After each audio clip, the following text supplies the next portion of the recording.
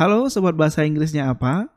Mungkin banyak dari kalian yang berkeinginan untuk belajar bahasa Inggris, tapi bingung mau mulai dari mana. Yang namanya belajar bahasa, tentunya kita harus mengenal dan memahami kata-kata dalam bahasa tersebut. Kata adalah salah satu elemen yang terpenting dalam sebuah bahasa.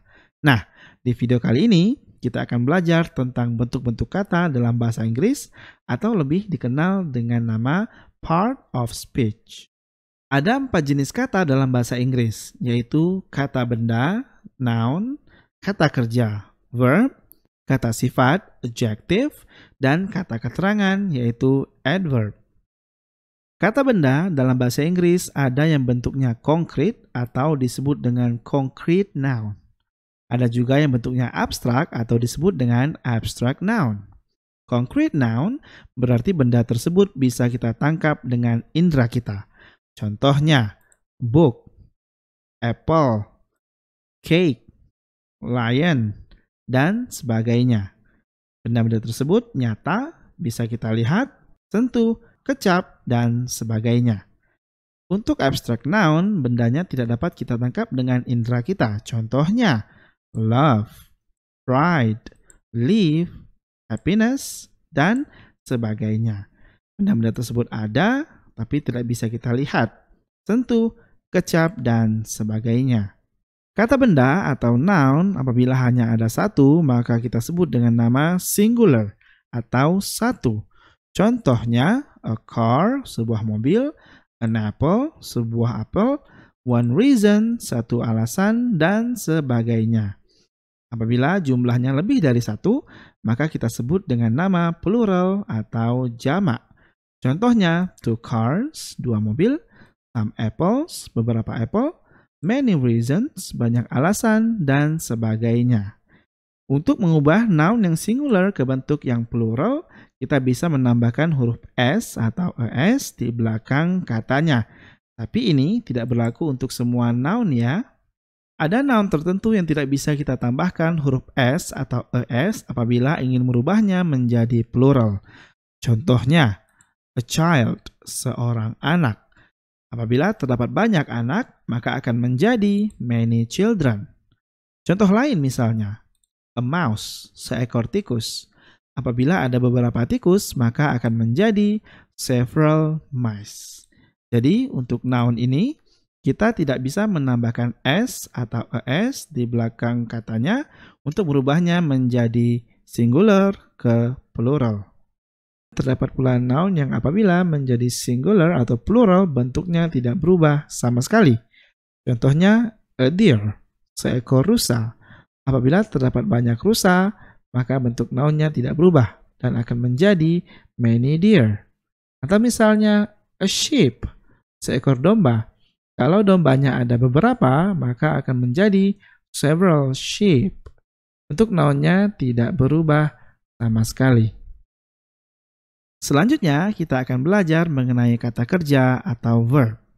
Nah, untuk verb sendiri memiliki beberapa bentuk ya. Yang pertama ada to be. To be untuk subjek yang singular, seperti he, she, dan it, bisa menggunakan is untuk masa sekarang atau was untuk masa lampau. Contohnya, my father is a teacher. My father itu masuk ke dalam kategori he karena seorang laki-laki. Sehingga untuk to be-nya kita bisa menggunakan is, yang artinya saat ini ayah saya adalah seorang guru. Tapi apabila ayah saya saat ini sudah pensiun dan tidak lagi menjadi guru, maka penggunaan verb-nya juga akan berubah. Kalimatnya akan menjadi, my father was a teacher.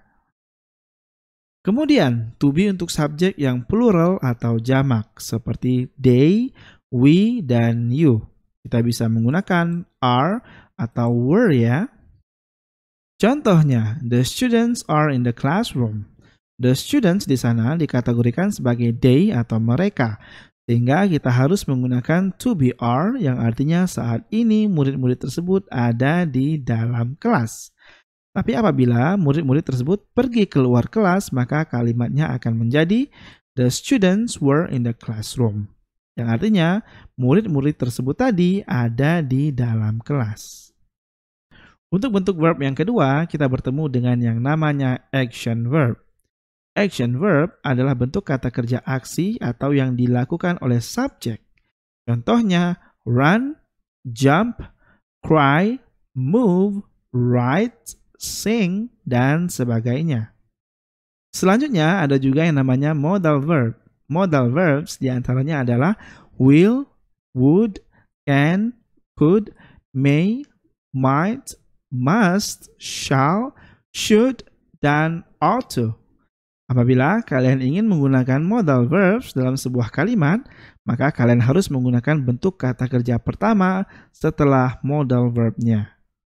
Contohnya, I will go to the campus. You must eat healthy foods. We can watch movie now. Bentuk verb yang keempat adalah linking verb. Ini berbeda ya dengan grup band yang ngetop di tahun 2000-an, yaitu Linkin Park. Namanya saja yang mirip ya sobat. Kata-kata yang termasuk dalam linking verbs adalah appear, look, taste, seem, grow, turn, dan sebagainya. Perlu diingat ya, kalau to be juga masuk ke dalam kategori linking verb. Namun, fungsi utama linking verb ini adalah menghubungkan antara subjek dan adjective atau kata sifat. Contohnya, the cake tastes delicious. Rasa kuenya enak banget. The staffs seem upset. Para staff kelihatan sangat kecewa. John is awesome. John itu sangat keren. Setelah kita membahas tentang verb, sekarang kita bahas tentang adjective atau kata sifat ya. Yang termasuk dalam kata sifat adalah short, tall, small, big, rich, poor, expensive, cheap, handsome, good, dan sebagainya. Fungsi adjective adalah untuk memberikan keterangan dari sebuah noun. Contohnya, a smart student, seorang murid yang cerdas. A big house, sebuah rumah yang besar. An expensive car, sebuah mobil yang mahal. Contoh kalimat berikut disebut dengan noun phrase atau frasa kata benda. Di bentuk kata yang terakhir kita punya adverb atau kata keterangan. Contoh adverb adalah quickly, absolutely, happily, successfully, very, really, often, well, dan sebagainya. Fungsi adverb ada 3. Yang pertama, menerangkan adjective. Contohnya, very handsome, sangat tampan. Really fast, sangat cepat. Fungsi yang kedua adalah menerangkan verb. Contohnya, quickly move to the next room. Berpindah dengan cepat ke ruang sebelah. Slowly eat the meal. Perlahan memakan makanannya.